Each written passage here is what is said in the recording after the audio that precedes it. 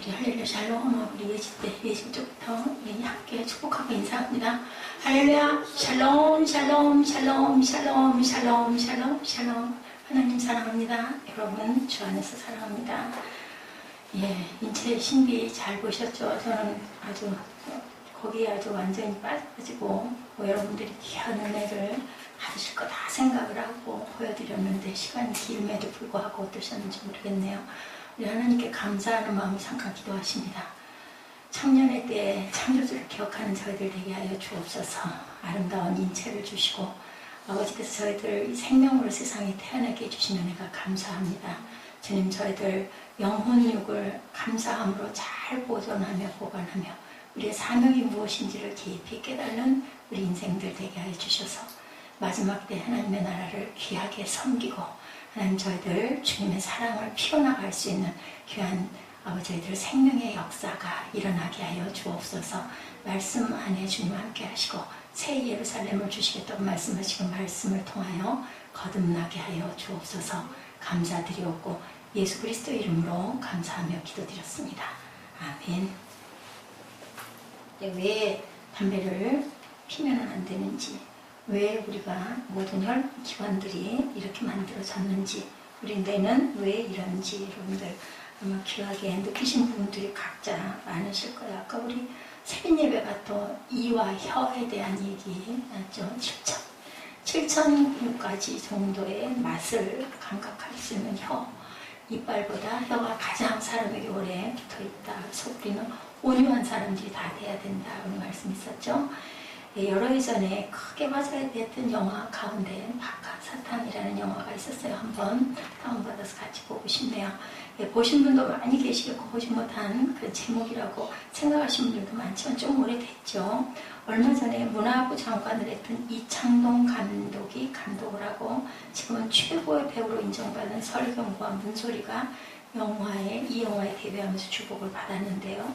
영화는 한 사람의 인생을 되짚어보면서 어디서부터 망가지기 시작했는지, 어디서 어긋나기 시작했는지 그것을 보여주고 과거와 미래를 왔다 갔다 하는 그런 내용이었습니다. 박하사탕은 내용도 주목을 받지만 영화의 구성이 특이해서 화제가 되기도 했어요. 영화가 시간의 순서대로 진행되지 않고 거슬러서 왔다 갔다 하는 그런 내용, 제가 어젯밤에 짧게 조금씩 끊어서 일단 봤습니다. 주인공이 자살을 하는 마지막 순간부터 시작해서 더 옛날로 돌아가죠. 이 영화의 시작 무렵에 나오는 장면이 굉장히 유명한데 주인공 설경구가 철길에 서서 달려오는 기차를 향해서 나 다시 돌아갈래 하고 고함을 치더라고요. 우리가 많이 이용되고 패러디가 되기도 했어요. 나 다시 돌아갈래. 돌아갈 수 있을까요? 우리가 한 번씩 그런 생각을 하죠. 옛날로 돌아갈 수만 있다면 어린 시절, 초등학교 시절 그걸로 노래를 만든 어떤 그러한 그 참가자도 제가 보면서 같이 공감을 하기도 했습니다. 초등학교 때로 돌아가면 중고등학교 시절로 돌아갈 수만 있다면 또한 청년의 시기로 돌아간다면 얼마나 좋을까 할 수 없기 때문에 그것을 더 우리가 사모하게 되기도 합니다. 절대로 그렇게 될 수 없다는 걸 알면서도 우리 마음속에 문득문득 그런 생각, 그런 추억, 그런 그리움이 항상 있어요. 우리는 우리 자리에서 만족하지 못하고 어떤 특정한 시기로 우리가 자꾸 가고 싶어하는 그런 부분들이 있죠. 지금 나의 삶이 행복하지 않거나 뭔가 부족하다고 생각하기 때문이기도 합니다. 그것이 그때가 그리운 것은 철없는 그 시절이 너무 좋았는데 근데 그때는 몰라요. 그때는 뭐 하고 싶어요? 빨리 크고 싶어요. 빨리 중학생, 우리 사모님은 빨리 독립하고 싶다. 빨리 어른이 되고 싶다. 그러려면 뭐 해야 될까? 지금 가장 중요한 시기죠. 하나님이 주신 시간 중에 가장 귀한 건 지금이에요. 아멘. 지금, 그죠? 어떤 이유로든 현재에 만족하지 못하니까 옛날로 돌아가서 다시 시작하고 싶어 이런 마음이 들죠. 사랑하는 사람을 먼저 떠내보낸 사람, 그 사람과 함께했던 시간을 돌이켜보면서 같이 같은 곳 가보죠. 그 사람에 대한 추억이 있는 장소들을 찾기도 합니다. 왜 그럴까요? 그 사랑하는 사람이 없기 때문에 그리워서 다시 돌이킬 수가 없기 때문에 현실에 만족하지 못하면 과거로 돌아가고 싶기도 하지만 또 한편으로는 미래에 대한 어떤 막연한 기대를 우리가 가끔은 합니다. 앞으로는 지금보다 나아지겠지, 지금보다 좀 좋아지겠지, 별로 근거도 없으면서도 소망을 품게 되죠. 마치 정권만 교체하면 자동적으로 행복해지는 것처럼. 그래서 예전에 그런 구호가 있었어요. 제가 기억이 납니다. 자, 그 정권이 들어와서 우리가 불행하니까 정권 교체를 해서 행복하게 잘 살아보자. 그래서 뭐겠어요? 못 살겠다, 갈아보자. 그랬더니 거기에 대한 여당의 대답이 갈아봤자 별 수 없다, 이렇게 문대를 했던 그 시절이 있었습니다. 뭐 때문에는 없어요. 중요한 거는 내가 주인공이에요. 항상 그것을 우리가 생각해 볼 줄 알아야 된다. 네. 미래가 지금보다 더 좋으리라는 보장 어디에도 없죠. 영화나 소설 가운데 미래 사회를 그린 것들이 많이 있지만 미래를 긍정적으로 예측하는 것은 거의 없다. 과학 문명에 대한 과학과 여러분들 그거 보시면서 어떠시던가요? 정말 인체가 신비롭다. 저것을 다 저렇게 조사해서 이렇게 나타내는 것들, 글쎄 여러분들 이 시간 아니어도 내가 보고 싶으면 언제든지 볼 수 있지. 근데 아마 그렇지 않을 거예요. 그럴 틈도 없을 거예요. 우리가 보여질 때 그것을 보고 그 중에서 단 하나라도, 한순간이라도 그 포인트가 내게 와서 꽂혔을 때, 그럴 때 여러분들이 행복의 지름길이 되는 줄로 믿습니다. 우리 몸 안에서 어떤 일이 지금 일어나고 있는지 아무도 몰라요. 이거 먹지 마. 왜 그런 걸 먹어? 그 몸에 안 좋은데. 그런데 시작이 되는 건 거기서 시작되지 않더라는 거죠. 그 많은 세포의 기관들 중에 어디 한 기관이 잘못되고 있는지 우리는 알 수가 없어요. 그건 누가 하셔요? 하나님이 하시는 거다. 그래서 저는 요즘에 웃으려고 많이 노력하고요. 웃을 일들을 많이 찾고요. 그래서 많이 웃습니다.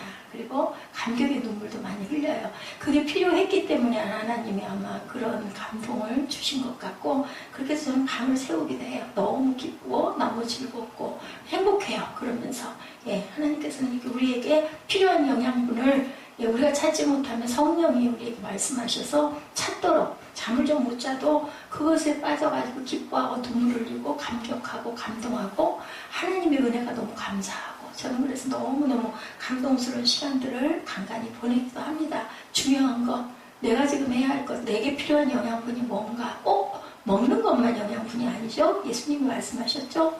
떡으로만 살 것이 아니다. 하나님의 그 입에서 나오는 말씀으로 살 것이다 라는 것이 저는 정말 귀한 말씀이라고 생각을 합니다. 미래를 예측하는 학자들, 영화들, 그런 모습들 속에서 우리는 내 미래와 내 지난 날들을 이렇게 한 번씩 생각해 봅니다. 교회가 하는 일이 뭘까 하는 생각을 해봤습니다. 아까 우리는 하나님의 언약 안에 있는 축복의 통로, 우리 찬양했잖아요. 내가 축복의 통로가 돼서 여러분 몇 번 안 되면 여러분들에게 어떤 영향을 끼칠 수 있을까? 그 중에 단 한 명에게라도 영향을 끼치고 그 영이 살아날 수 있다면 내가 세상에 태어난 목적은 감사 아닐까? 그죠? 우리가 생명 만들 수 있는 사람 아무도 없어요. 아까 우리 영상에서 보셨죠? 어떤 것 하나도 우리가 만들 수 있는 것은 아무것도 없는데 내가 그것의 통로의 역할을 할 수 있다면 얼마나 감사한 걸까? 우리 이정인 자매가 여기에 와서 지금 4년여가 돼가고 있는데 이 교회가 어떤 하나님의 그런 섭리와 목적하에 섰다면 주인공이 누굴까요? 이정인 자매가 주인공이에요. 분명히, 그죠? 나아지고 고쳐지는 역사가 있을 줄 믿습니다. 아멘. 그걸 이한나 목사가 하는 게 아니라 하나님이 하시는 거예요. 어디에서? 말씀을 통해서, 찬양을 통해서, 우리가 기도를 통해서 하나님께서 역사하세요. 어느 순간일지는 아무도 몰라요. 그렇기 때문에 우리는 뭐 해야 된다? 깨어 있어야 된다라는 거죠. 미래에 대해서 관심이 없거나 미래가 오지 말았으면 좋겠다고 생각하게 돼요. 왜요? 자꾸 늙어가니까. 나이가 먹어가니까. 옛날에는요 30대가, 지금도 그런 데가 있더라고요. 아프리카 아주 문맹인 그런 나라들은요 나이가 40 몇 살만 되면 이미 죽을 때가 다 돼서 손자도 보고 손녀도 보고 죽을 날을 기다리는 그런 부족도 있고요. 30대 중반이 되면 생명이 다 해가지고 죽을 날을 기다리는데 우리나라는 어때요? 지금 평균 연령이 78점 몇 세인가 이렇게 많아지고요.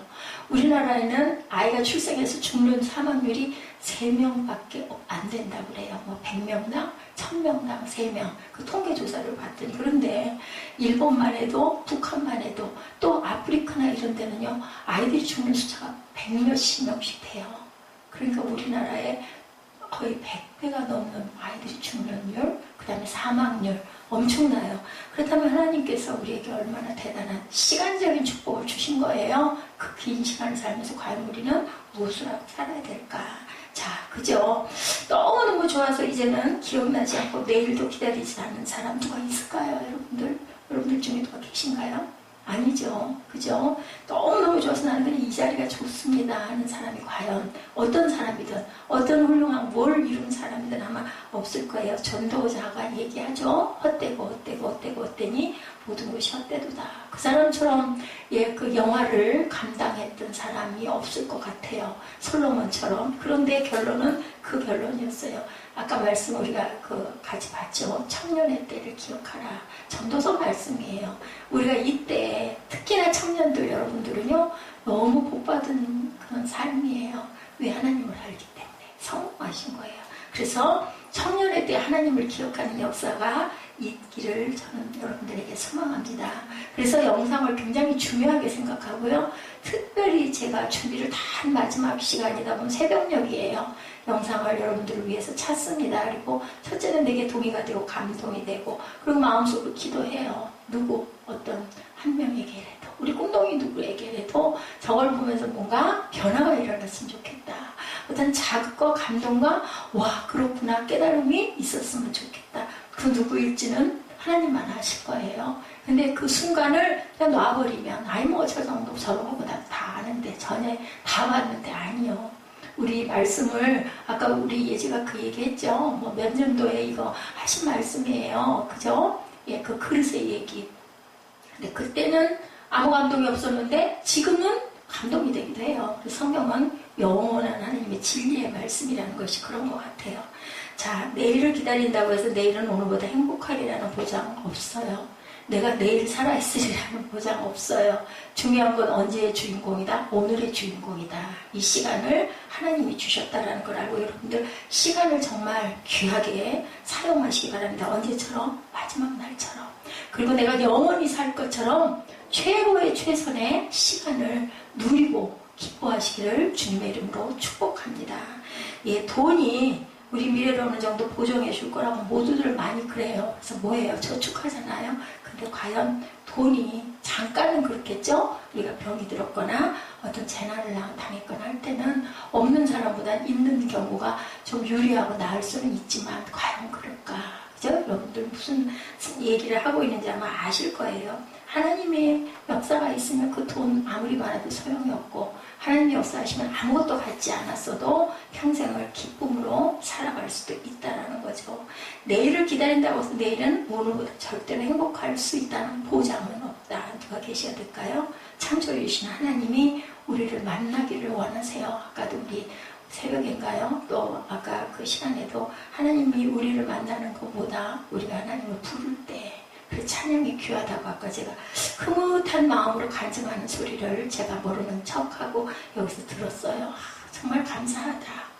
생명 하나가 통해서 통로가 되어서 찬양을 기뻐할 수 있고 뭐 그렇다고 항상 기쁘지는 않을 거예요. 때로는 육신의 공고함으로 인하여 너무너무 힘들 때도 있을 거예요.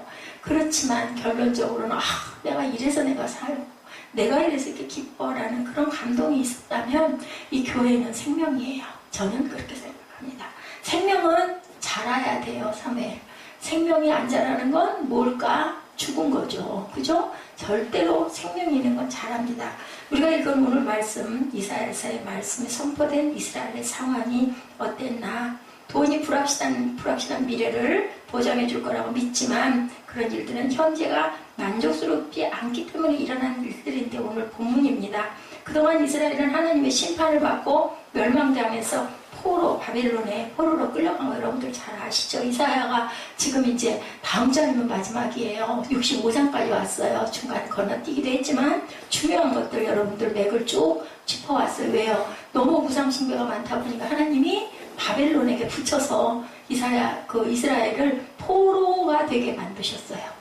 몇 년 동안? 70년 동안. 그죠? 그 미리 선지자들이 다 그 얘기를 해요. 70년 동안 너희는 그렇게 될 것이다. 근데 진짜로 그렇게 됐어요. 이사야가 이제는 새 하늘과 새 땅이 이르리라. 오늘 본문 제목이 뭐죠?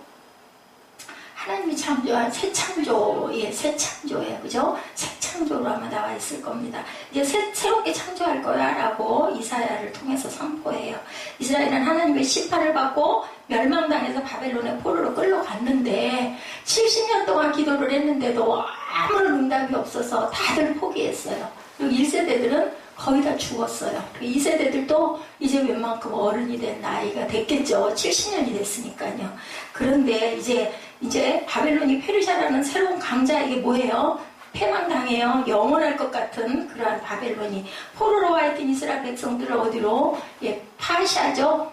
그 페르시아의 왕 고레스가, 그죠? 그 하나님을 믿어서도 아니고 너희들 나라 가서 자유롭게 잘 살아라 해가지고 자기 나라로 왔는데 화분이 어떻게 생겼어요? 황무지예요, 황무지. 도저히 이걸 도대체 어떻게 했으면 좋겠나. 기가 막힌 거야. 하나님이 감동을 주셔서 그 예언자들이 계속 선포를 해서 일단은 제사장이 시작으로 해가지고 오잖아요. 와보니까 정말 성전은 무너진 채이고 예루살렘 성벽도 흔적만 남아있고, 그리고 그 땅에 남아서 이방 사람과 결혼해 사는 사람들은 이스라엘 사람들이 고향으로 돌아온 것을 못마땅하게 생각해요. 왜냐하면 자기들 세력 만들어갖고 잘 살고 있는데 어디서 와가지고 듣도 보도 못한 자기 나라라고 와가지고 이렇게 소란스럽게 자기 텃세를 하려고 하니까 있던 그 완전히 뿌리박혀 살던 사람들이 적대감을 드러내죠. 그래서 성전 재건하던 것들이 막 중단이 되는 역사가 15년씩 일어나기도 합니다. 이스라엘 사람들 기가 막히죠. 남의 나라에 포로 생활하면서 서러웠지만 하나님이 우리를 지키시고 분명히 하나님께서 우리를 다시 부르셔서 다시 우리나라를 잘 세우고 가라고 하실 거야. 그리고 버텨왔는데 꿈에 그리던 고향에 왔는데 나오느니 한숨돈이다.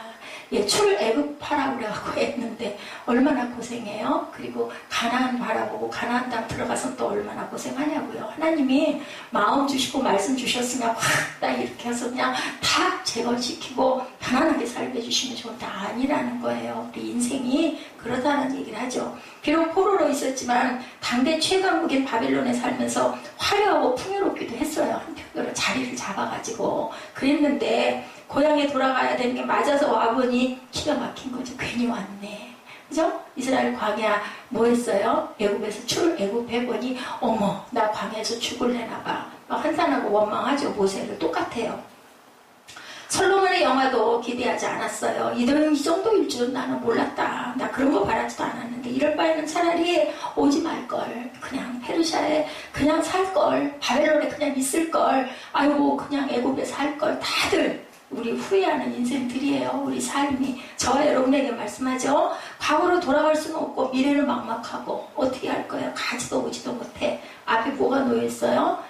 홍해가 놓여있고 돌아가자니 적들이 쫓아오고 있고 앞에는 시퍼런 바다가 놓여있고 도대체 이걸 어떻게 쓰면 좋을까? 기가 막혀요. 구멍이 어디에 뚫려있더라고요. 하늘에 뚫려있다라는 거. 우리 인생이 삶이 어디를 바라봐야 된다? 하늘을 바라봐야 된다라는 거예요. 정말 그 정도로 우리가 어렵고 힘들진 않아. 지금 객관적으로 보면 지금이 비교할 수 없을 정도로 풍요롭고 편안해요. 아까 우리 기도했던 것처럼 정말 이렇게 경제 대국이 될 줄 누가 알았겠어요. 15년 전 20년 전만 해도 그 IMF로 우리나라 절대로 극복하지 못한다고 많은 사람들이 예견했는데 이렇게 됐죠. 일단은 자 우리도 지난날을 돌이켜보면 참 좋았는데 아우 그 시절이 좋았는데 저도 마찬가지예요. 그때 왜 정신을 못 차렸을까? 그랬으면 지금 정말 신나게 세상 사람들이 말하는 목회를 신나게 할 수도 있었을 건데라는 생각도 들어요. 근데 너 바꿀래? 하면 아니요. 저는 그렇습니다. 아니요. 분명한 것은. 감사하죠. 자, 정도의 차이는 있겠지만 대부분 옛날이 그립고 돌아왔으면 좋겠다는 생각, 그리고 다시 시작했으면 좋겠다는 생각 해요. 한 번씩들. 그러기에 미래가 너무 불확실하고 불안하다. 앞으로는 또 얼마나 후회를 할 것인가. 내 앞이 어떻게 생겼을까. 이스라엘 백성이나 우리나 거의 같다라는 거죠. 오늘 하나님께서 말씀하십니다. 17절 우리 한번 같이 읽어볼까요? 보라 내가 새하늘과 새 땅을 창조할 것이니 이전 것들은 기억되거나 마음에 떠오르나 하지 않을 것이다. 돌아가지 않아도 불확실한 미래 때문에 불안하지 않아도 되게 해주신다라고 이렇게 말씀하세요. 내가 새하늘과 새 땅을 창조해 줄게. 현실의 불만을 해소하고 문제점들을 보완하는 방식이 아니라 새로운 하늘과 새 땅을 내가 너희에게 창조해 주시겠다라고 얘기하는데 과연 믿을 수 있겠느냐는 거예요. 태초에는 천지가 없었으니까 천지를 창조하셨는데 그 창조와 같은 단어를 여기 쓰고 있는 거예요. 뭐 이게 있을 수 있는 일일까 이정현자매? 응? 완전 기적이지. 그지? 세상은 하나님이 아무것도 없을 때 만드셨지만 지금 오늘 본문에서 65장에서 새롭게 만들어 주시겠다. 17절에 창조해 주시겠대. 새롭게 새하늘과 새 땅을 아무것도 없는 데서 온 우주를 창조하신 것처럼 새로운 창조를 오늘 본문에 말씀하시는데 1.1획도 변함이 없이 진리이신 하나님께서 말씀하신다고 우리가 믿어야 될 건데 솔직히 뭘까? 그죠? 잘 모르겠다라는 거죠. 옛날 일은 다 무효로 돌리고 새로운 세상을 시작하신다. 어떻게 할지는 모르지만 기대를 걸 수도 없고 희망을 걸어보자니 굉장히 두려운 미래이기도 하다. 그리고 우리 뭐 휴거가 된다. 뭐 그죠? 마지막 하나님 도대체 어떻게 된 거야? 우리가 죽는 거야? 살아서 어떻게 사람이 올라가? 막 이런 얘기 많이 해요. 한동안 거기에 소망 걸고 아무것도 안 하고 그죠? 학교도 안 가고 직장도 안 가고 문고로 잠그고 기다린다고 뭐 언제 오신다고 했다고 흰옷 입고 다미성교회인가요? 이래가지고 그 날짜를 1999년인가 기다렸던 그런 사람들인데 하나님은 그때로 우리는 아무도 어떤 모습 어떻게 올지 상징적인 모습이기 때문에 모른다라는 거죠. 기쁨이 넘치는 미래를 어쨌든 간에 희망을 두려운 미래가 아니라 희망을 갖는 건 기쁨의 미래를 열어주신다고 본문에 말씀해요. 18절 너희는 내가 창조하는 것을 길이길이 기뻐하고 즐거워하여라. 보아라 내가 예루살렘을 기쁨이 가득 찬 도성으로 창조하고 그 주민을 행복을 누리는 백성으로 창조하겠대요. 이렇게 행복한 백성으로 내가 너희들을 만들어주겠다. 환경이나 상황만 바꿔놓으시는 게 아니라 탄식하고 울고 있는 사람들까지도 완전히 어떻게 새롭게 바꿔놓겠다라고 지금 말씀하는 거예요. 이사야를 통해서. 예루살렘은 19절에 나의 기쁨이 되고 거기에 사는 백성은 나의 즐거움이 될 것이니 그 안에서 다시는 울음소리와 울부짖는 소리가 들리지 않을 것이다. 오 할렐루야 아멘. 얼마나 좋아요. 그렇게 만들어 주시겠대. 하나님 말씀은 1.1획도 변함이 없기 때문에 맞을 건데요. 그렇게 만들어 주신다고 해요. 하나님께서 하나님이 창조하실 새 세상을 구체적으로 설명하고 있습니다. 거기에는 몇 날 살지 못하고 죽는 아이가 없고 20절이죠. 수명을 다 채우지 못하는 노인도 없고 100살에 죽는 사람을 젊은이라 할 것이며 100살을 채우지 못하는 사람을 저주받은 자로 여길 것이다. 100살까지 산대. 근데 아까 제가 말씀드렸죠. 30대 중반이 수명이 다 되는 나라도 있고 40대 중반이 완전히 할아버지인 그러한 나라들도 있다. 집을 지은 사람들이 자기가 지은 집에 들어가 살 것이며 포도나무를 심은 사람들이 자기가 기른 나무의 열매를 먹을 것이다. 아멘. 김종평대님 고개를 좀 드세요. 그게 땅을 쳐다보고 계시면 말씀에 안 들어가잖아요. 제가 처음 말씀드려요. 그런 자세 가지고는 은혜 못 받으세요. 예, 자세가 굉장히 중요해요. 우리 세견 예배에서도 그 얘기 했는데 제가 여기 보지를 않아요. 되도록이면. 근데 왜 이렇게 머리를 그렇게 숙이고 계시는지 잘 모르겠어. 그 영상도요. 정말 안타까워요. 좀 보시고 뭔가 좀 느끼고 기뻐하고 좋아하라고 드리는데 예배 때마다 너무너무 힘들어 하시는 게 보이는 걸 제가 정말 안타까워서 말씀드려요.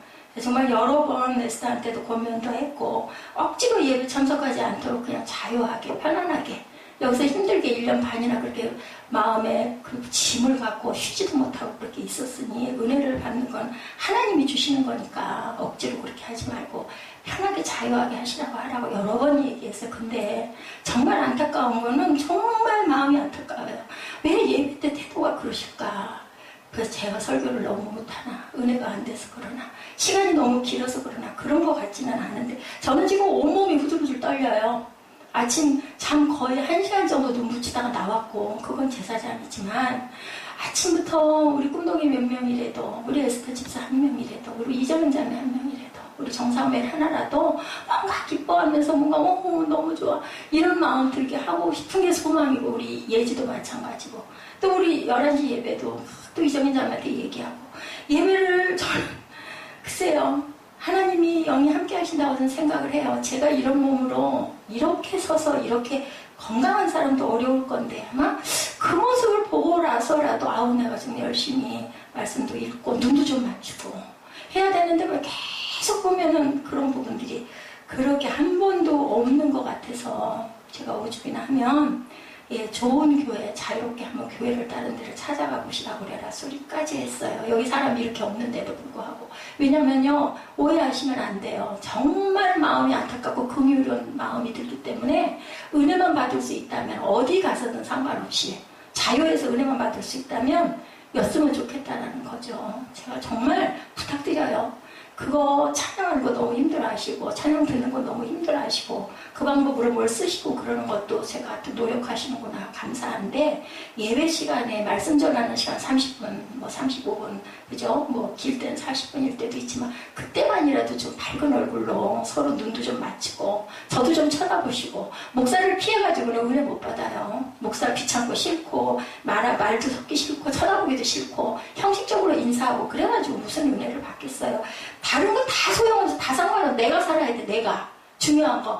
뭐 목사 채면 뭘 일이야. 내가 살아야 돼. 내가 은혜 받아야지. 안 되겠다 싶으면요. 일단은 뭐 관계가 무슨 소용이 있겠어요. 은혜 받을 수 있는데 하나님이 살아계신 건 아마 글쎄요. 알 것 같아요. 저는 제 생각에는. 근데 이한나 목사가 문제가 된다면 관계가 문제가 되고 이한나 목사가 문제가 돼서라면 자유화하시는 게 저는 맞다고 생각을 해요. 그래서 은혜 받고 나서 이게 이렇구나 깨달구나 하면 오지 말라고 해도 오실 것 같거든요. 제 생각에는. 정말 부탁드려요. 예배에 좀 집중을 해봐 주시기 바랍니다. 제가 안타까워서 드립니다.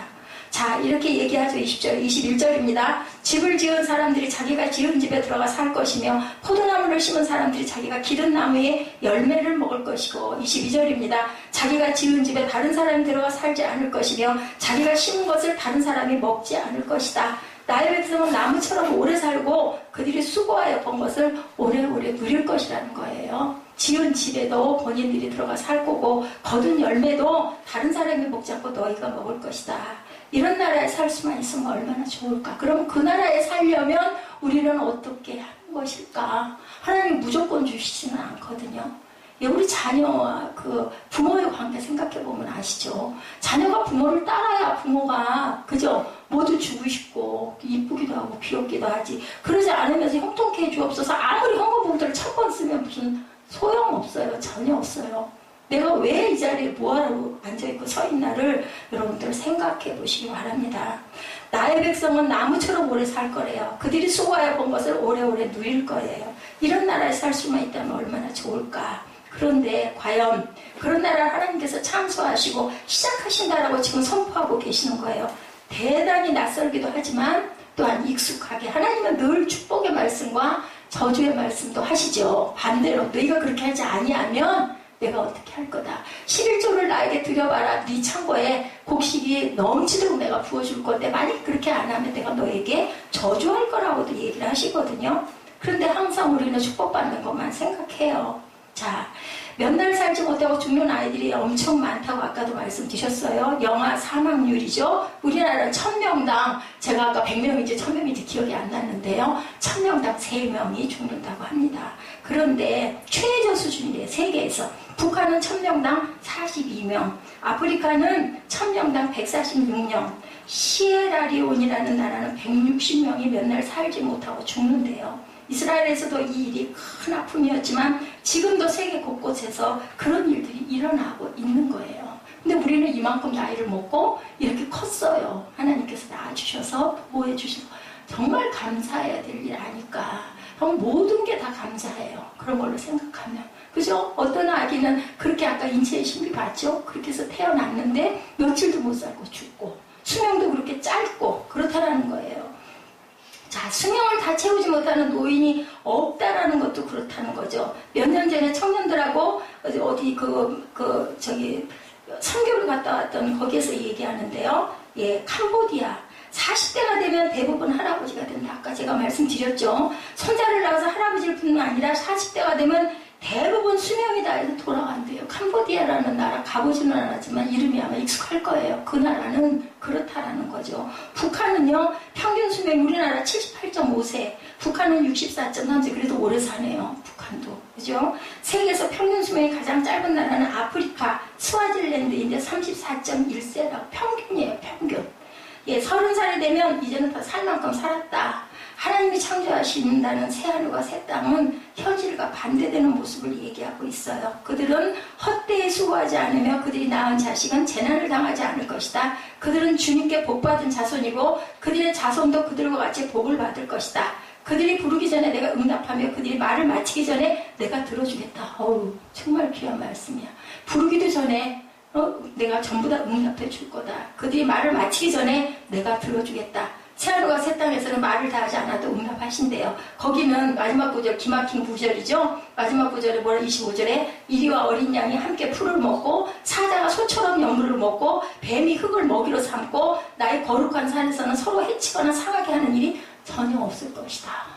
애기와 그죠? 우리 찬양 많이 하죠. 예, 독사그래 그죠? 손을 넣어도 절대로 물지도 않고 상함도 해안도 없는 그런 땅, 그런 세상. 근데 우리는 왜 이러고 살고 있을까?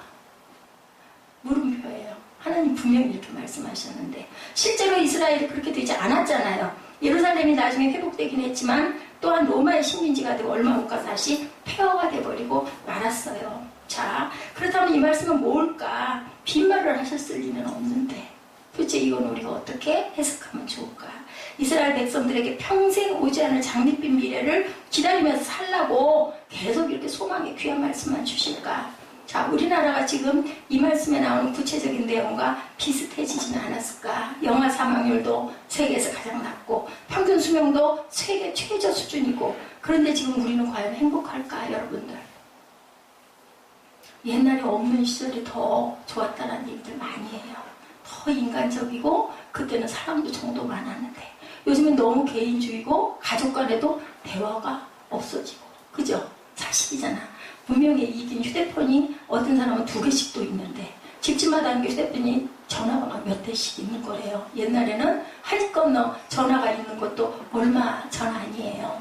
응? 그랬는데 지금은 이래. 자가용 차가 한 사람당 하나씩 성인 자녀가 있는 가정에는 분명히 그저 웬만큼 살면 자기 차가 다 있고 없으면 안 돼. 이런 세상인데 과연 행복하다는 거죠.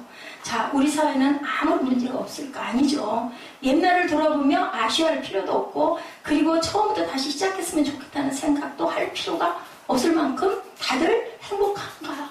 이렇게 물질 문명 시대에 살고 있는 저와 여러분들은 과연 물음표를 던진다면 아니죠. 그것 때문에 그렇지 않습니다. 오히려 더 좋지 않은 부분들도 많아요.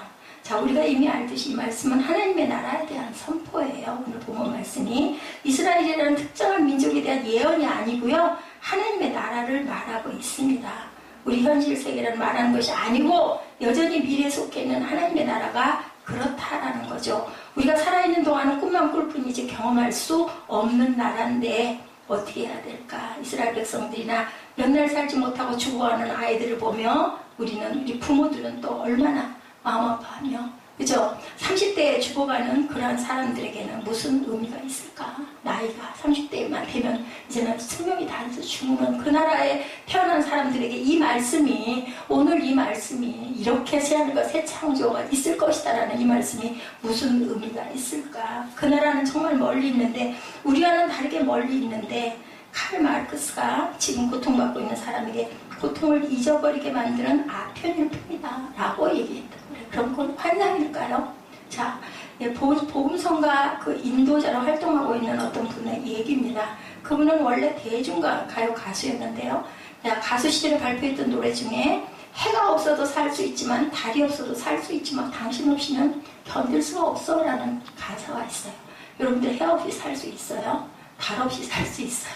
아니에요. 그죠? 지금은 아마 귀한 복음성가를 열심히 부르고 있겠지만 우리가 잊고 살아서 그렇지 우리가 사는 건 해가 있기 때문에 빛이 있기 때문에 태양이 있기 때문에 살 수 있고 해에서부터 오는 열과 빛이 있어서 농사도 짓고 활동도 하고 얼어 죽지 않고 굶어 죽지 않고 살 수 있다.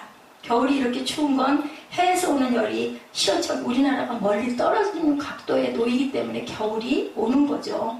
해는 너무 멀리 있죠. 우리가 꿈꿀 수 있는 곳에 있어요. 예. 그렇지만 해로부터 오는 열과 빛으로 우리가 살아간다는 거 우리는 다 압니다. 누구나.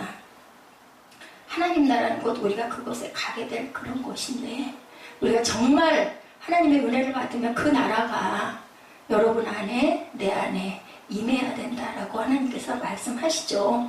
아까 우리 말씀에서 그거 봤죠. 예, 내가 네 안에 있을 때 제가 여러분에게 말씀드렸던 것 같은데요. 그걸 원한다고. 정말 내가 네 안에 있기를 원한다고. 그 시에서 제가 여러분들에게 말씀드렸던 것 같아요. 세상은 무기력하고 포기 상태인 그런 곳에서도 무엇을 다시 세상에 나가게 된다면 하는 소망을 품고 살아야 된다. 우리 마음에 긍정적인 마인드를 갖고 사는 게 중요하다. 이정현 자매 팔이 아픈데 이게 어디 낫겠어? 안 나요. 그죠? 낫습니다. 라고 입술로 선포할 줄 알아야 된다. 하나님의 나라의 모습을 그리는 것이 우리에게 힘과 용기와 소망을 주는 것은 사고로 다치거나 병에 걸려 장애가 생긴 사람이 재활을 위해 치료받고 훈련을 하죠. 왜?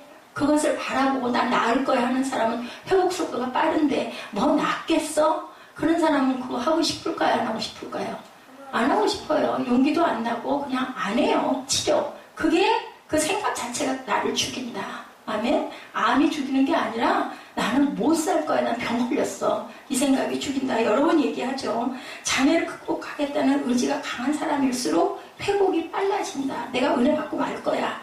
이런 어떤 거룩한 욕심을 낼 줄 알아야 된다. 우리가 하나님 나라의 모습을 우리 마음속에 그리는 것, 그냥 환상 속에 사는 것이 아니라 그 나라에서 살아가고 있는 나의 모습을 그리고 살아야 된다라는 거예요. 나는 하나님 나라에 살고 있다. 마치 지금도 하나님 나라에서 사는 것처럼 그렇게 살아가라. 아무리 어려운 일이 있어도 감당할 수 없는 큰 일 앞에서도 절대로 주눅들지 않고 위축되지 않아야 된다. 하나님 나라는 오늘을 살아가기 위한 힘이다. 과거에 매달리지 않고 내일의 염려로 불안해하지 않고 오늘을 열심히 힘차게 살아가라고 오늘도 말씀하세요. 사람이 상상으로 만들어낸 창작품이 아니라 온 우주를 창조하신 하나님이 만드신 나라, 하나님이 직접 약속하시고 보장하신 나라를 우리 마음에 품고 살아갈 때 그 나라가 네 안에서 너를 살릴 것이다. 자, 베드로후서에 말씀하죠. 마지막 때에 조롱하는 자들이 나타나서 자기들의 욕망대로 살면서 여러분을 조롱하여 그렇게 말할 것이다 라고 해요. 그리스도가 다시 오신다는 약속은 어디로 갔느냐. 조상들이 잠든 이래로 만물은 창조 때부터 그러했다. 절대로 잊지 마실 거 하나가 있어요. 주님께서는요, 하루가 천년 같고 천년이 하루 같다고 얘기해요. 여러분들을 위해서 오래 참고 계신다. 그리고 하나님께서 오늘 이사야를 통해서 얘기하죠. 새하늘과 새 땅을 내가 너희에게 줄게.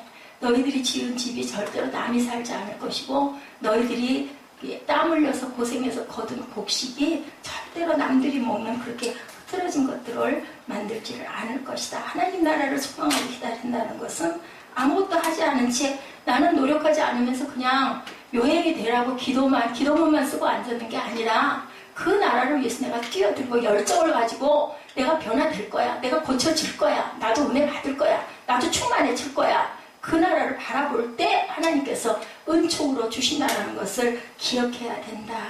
하나님 나라가 미래에만 속한 것이 아니고 하나님 나라를 기다리고 그 나라의 백성으로 살아가는 우리가 해야 할 일이다. 하나님은 우리를 새롭게 창조하시기를 원합니다.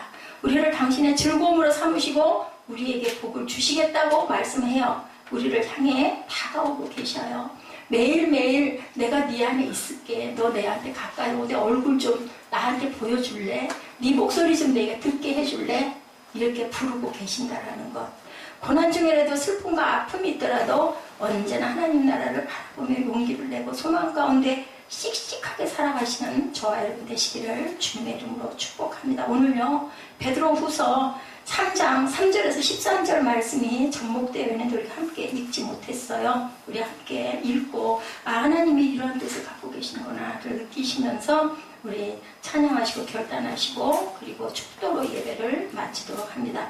베드로후서 3장 3절부터 13절입니다. 함께 우리 합독하시죠. 다 찾으셨죠? 먼저 이것을 알지니 말세에 조롱하는 자들이 와서 자기의 정욕을 따라 행하며 조롱하여 이르되 주께서 강림하신다는 약속이 어디 있느냐? 조상들이 장부로부터 만물이 처음 창조될 때와 같이 그냥 있다 하니 이는 하늘이 옛적부터 있는 것과 땅이 물에서 나와 물로 성립된 것도 하나님의 말씀으로 된 것을 그들이 일부러 잊으려 함이로다. 이로 말미암아 그때의 세상은 물이 넘침으로 멸망하였으되 이제 하늘과 땅은 그 동일한 말씀으로 불사르기 위하여 보호하신 바 되어 경건하지 아니한 사람들의 심판과 멸망의 날까지 보존하여 두신 것이라. 사랑하는 자들아, 죽게는 하루가 천년 같고 천년이 하루 같다는 이 한 가지를 잊지 말라. 주의 약속은 어떤 이들이 더디다고 생각하는 것 같이 더딘 것이 아니라 오직 주께서 너희를 대하여 오래 참으사 아무도 멸망하지 아니하고 다 회개하게 이르기를 원하시느니라. 그러나 주의 날이 도둑같이 오리니 그날에는 하늘이 큰 소리로 떠나가고 물질이 뜨거운 불에 예, 읽으세요. 네. 땅과 그 중에 있는 모든 일이 드러나리로다.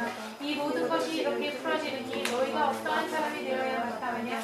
거룩한 행실과 경건함으로 하나님의 날이 임하기를 바라보고 간절히 사모하라. 그날에 하늘이 불에 타서 풀어지고 물이 뜨거운 불에 녹아지려니와 우리는 그의 약속대로 의가 있는 곳인 새하늘과 새 땅을 바라보도다. 아멘. 예, 하나님께서 새하늘과 새 땅을 주시겠다고 베드로 사도에게 말씀하신 것을 여기 이렇게 기록해놨어요.